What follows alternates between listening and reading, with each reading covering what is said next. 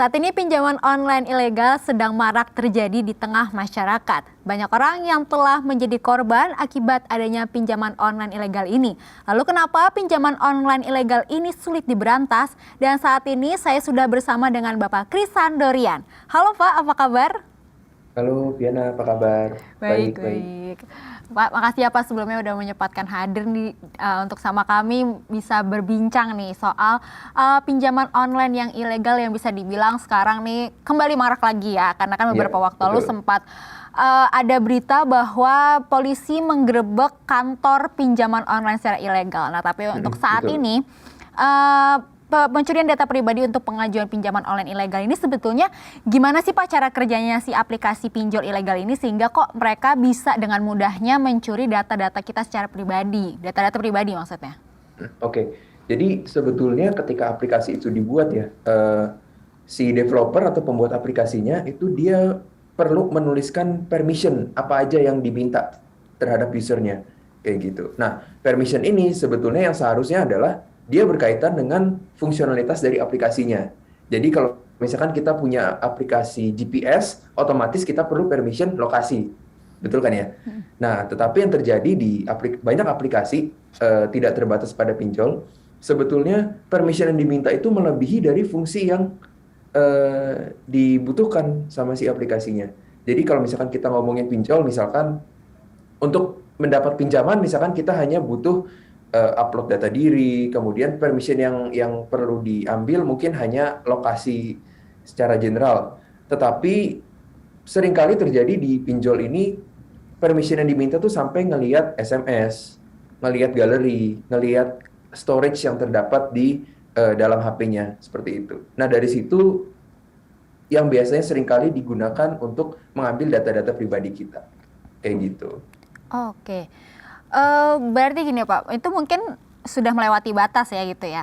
Itu kan Betul. berarti kan aplikasi-aplikasi yang sebetulnya bisa dibilang secara ilegal. Nah, tapi sebetulnya Betul. mungkin ada banyak orang yang awam yang akhirnya mungkin bisa dibilang inginlah meminjam secara online dan mengambil satu aplikasi, tapi dia sebenarnya nggak tahu gitu. Cara membedakannya Betul. seperti apa sih Pak? Supaya karena kita nggak tahu pasti kan kayak diminta OTP udah OTP udah Ya. pasti. Mm-mm. Apa data pribadi misal foto dengan KTP dan lain-lain. Tapi sampai akhirnya mereka bisa menembus sampai ke foto galeri segala. Itu tuh Mm-mm. perbedaannya apa sih Pak?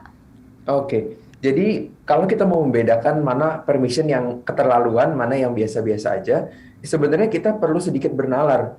Jadi kalau sebuah aplikasi, contoh pinjaman online, itu sampai minta akses ke GPS atau sampai minta akses ke galeri, itu mungkin kita perlu bertanya-tanya, kenapa kalau saya mau minjem uang, aplikasinya harus tahu lokasi saya di mana, atau aplikasinya harus tahu di galeri saya ada foto apa aja. Kayak gitu sih. Karena semua permission itu akan diminta ke usernya. Jadi kita sebagai pengguna akan ditanyain, aplikasinya diizinin nggak buka galeri kamu? Aplikasinya diizinin nggak masuk ke storage HP kamu? Kayak gitu. Ketika kita sudah bilang iya, maka udah nggak ada yang bisa dilakukan lagi gitu. Aplikasi tersebut bisa mengakses data-datanya. Oke, Seperti itu. dan data-data pribadi apa aja sih Pak yang biasanya dicuri oleh aplikasi-aplikasi pinjaman online yang ilegal? Oke, mungkin kita berangkat dari data apa yang biasanya diminta dulu ya, sebuah aplikasi yang legit ya. Kalau misalkan kita ngomongin pinjaman online seperti fintech lain, pasti kita perlu data diri kita, nama, alamat, tanggal lahir dan sebagainya. Terus ada juga satu proses yang namanya KYC. KYC ini adalah proses Know Your Customer. Jadi di mana kita biasanya harus mengupload data-data, dokumen-dokumen yang menunjukkan identitas kita seperti KTP, NPWP dan sebagainya. Kayak gitu. Nah, secara keseluruhan sebetulnya aplikasi pinjaman online yang legal maupun yang ilegal itu sama-sama pasti meminta data tersebut. Gitu. Karena itu merupakan aturan dari OJK juga bahwa ketika kita mau minjemin uang ke seseorang, ke masyarakat, kita harus tahu siapa orang yang kita pinjemin. Kayak gitu. Tetapi yang membedakan adalah eh, dari data KTP, data alamat, data nama, itu apa yang dilakukan terhadap data itu gitu. Kalau pinjaman yang legal, pasti data yang digunakan itu sesuai dengan regulasinya, sesuai dengan kebutuhannya gitu. Tapi yang ilegal kita nggak pernah bisa tahu itu KTP mau dijual ke orang lain mungkin, atau data galeri kita diupload ke sembarang tempat, kayak gitu. Ya, iya, iya, iya. Memang ada juga beritanya sih Pak, kalau misalnya ada satu kasus nih ya. Jadi jadi ada temennya gitu Mm-mm. minjemin sebenarnya untuk minta tolong untuk foto selfie KTP, tapi malah Mm-mm. jadi malah beliau gitu yang ngefoto, yang Betul, iya. difoto malah Mm-mm. yang akhirnya ditagih uangnya gitu Iya, loh. Jadi betul, kayak betul. ternyata itu sangat-sangat menjebak banget ya Pak Betul, ya. betul sekali, betul. Ada manipulasinya di situ kalau menurut saya. Oke, oke. Nah, biasanya nih Pak, data-data yang sudah diambil itu biasanya digunakan untuk apa aja Pak? Kalau di pinjol ilegal ya, Mm-mm, atau di pinjol pada umumnya. yang ilegal. Oh, yang ilegal. Oke. Mm-mm. Kalau yang saya lihat ya, sebetulnya pinjol ilegal itu tujuannya sebenarnya cuma satu. Mereka mau minjemin uang ke masyarakat dan mereka mau mendapatkan keuntungan yang sebesar-besarnya dari uang yang mereka pinjamkan, gitu kan ya. Nah, yang paling sering terjadi adalah orang kan mungkin ada tabiatnya kadang nggak bisa bayar atau menolak untuk membayar gitu ya, menghindari pembayaran pinjaman kayak gitu. Nah, bisnis pinjaman online biasanya perlu make sure bahwa ketika orang ini nggak mau bayar, harus ada cara tertentu yang bisa memastikan akhirnya si orang ini harus mau bayar kayak gitu. Nah, yang salah di pinjaman online adalah eh, tindakan-tindakan yang mereka lakukan dengan memanfaatkan data ini itu kelewat batas. Misalkan KTP-nya karena kalau nggak mau bayar, KTP-nya ini akan diperjualbelikan di dark web atau di forum-forum hacker gitu. Atau mungkin yang lebih parah lagi, misalkan dia tahu data KTP, tahu data alamat, semua data itu tuh akan dipakai buat ngutang ke tempat lain, ngutang beli rumah misalkan. Jadi nanti orangnya itu akan si korbannya ini itu akan ditagih, kemarin beli rumah ya, tolong bayar dong kayak gitu. Itu hal-hal yang dilakukan untuk bikin si korbannya ini jerak, tertekan, akhirnya mau bayar dengan bunga yang tinggi. Seperti itu. Oke, agak apa ya saya bilang licik ya Pak ya. Iya Maksudnya betul, agak agak dengan dark. si pinjaman online yang ilegal ini memberikan mungkin mulut-mulut manis lah gitu kan untuk kayak ini Mm-mm. kok saya bisa pinjamin kamu sekian nanti apa namanya saya bisa nanti saya tunggulah bayarannya segala macam. Betul, Ternyata bunganya nggak dihitung, bunganya ternyata berkali-kali lipat, dan kalau misalnya betul. yang hal yang mungkin sangat paling umum lah gitu di teror ya kan Pak, Iya yang betul, teror-teror inilah yang sedikit mengganggu gitu kan Pak. Tapi betul. biasanya teror apa aja sih yang biasa dilakukan oleh para pinjol ilegal ini? Kalau pengetahuan saya mulai dari teror verbal, jadi sampai diumpat-umpat menggunakan kata-kata yang tidak elok ya. Kemudian ancaman-ancaman, misalkan dikirimin paket yang isinya hal-hal yang mengerikan, menakutkan gitu. Jadi hal-hal seperti itu yang mengintimidasi, kayak gitu. Nah, apakah antar perusahaan pinjol ilegal ini tuh saling bertukar data gitu Pak? Misalkan pinjol A ilegal ini A lah gitu ya, misalkan mendapatkan satu data dari seorang, ternyata mereka sharing nih, ini ada data si A nih gitu, bisa nih kamu Oke, manipulasi dan akhirnya mungkin disalahgunakan kembali gitu untuk menagih oke, utang yang orang lain gitu. Apakah itu bisa kemungkinan terjadi Pak?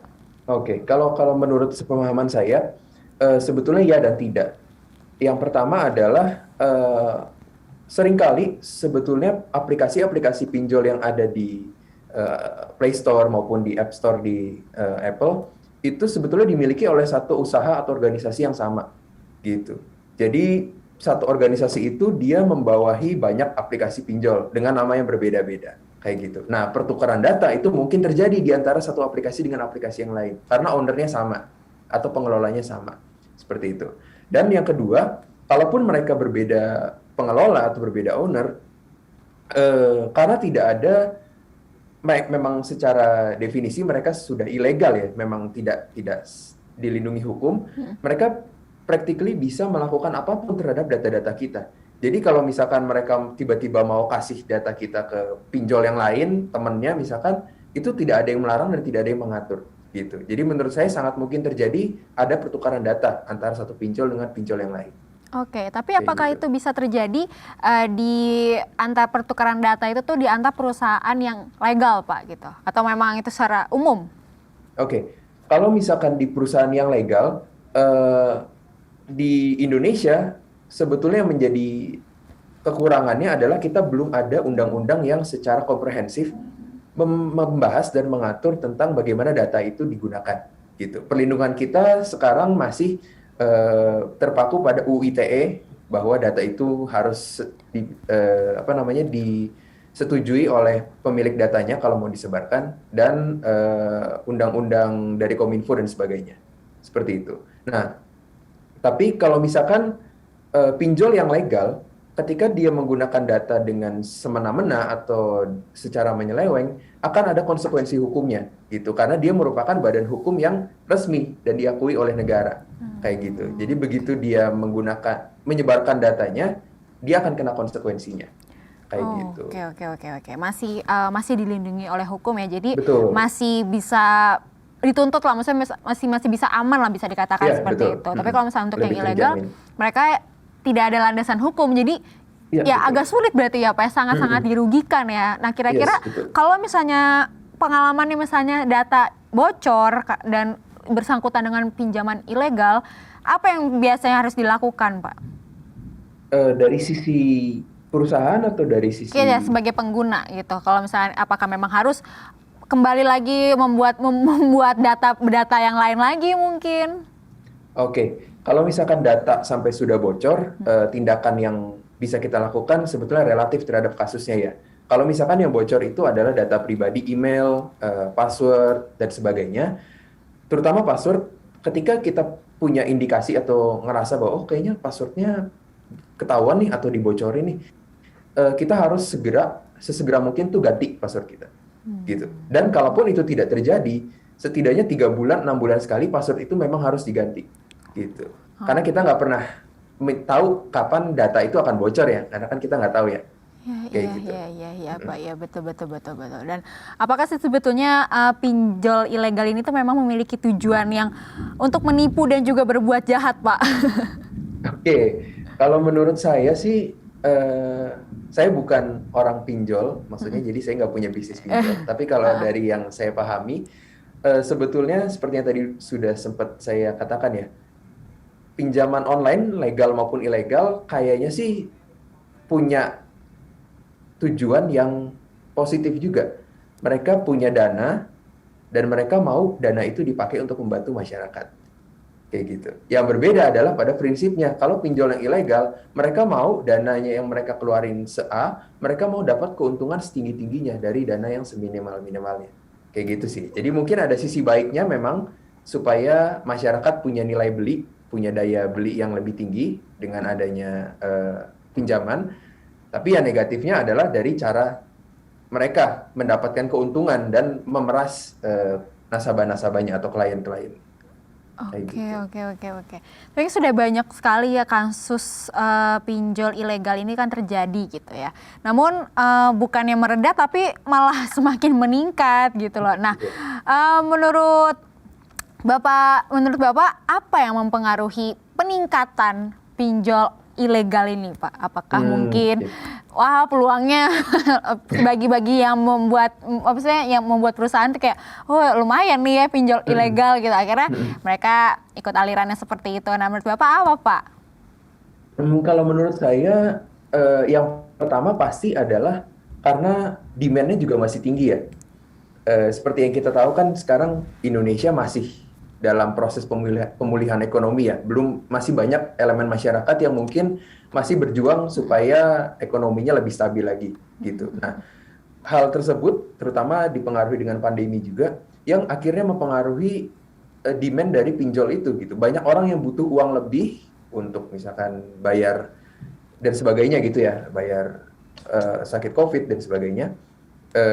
Dan akhirnya karena sulit untuk mendapatkan pinjaman dari cara yang legal, tergiur dengan iklan-iklan pinjol yang bunga 0%, bunganya 10.000, pinjamannya 100 juta gitu-gitu, dan akhirnya ya banyak yang akhirnya mau untuk menerima pinjol kayak gitu. Jadi karena demand-nya masih ada, maka bisnisnya juga masih lancar gitu, masih mendatangkan uang.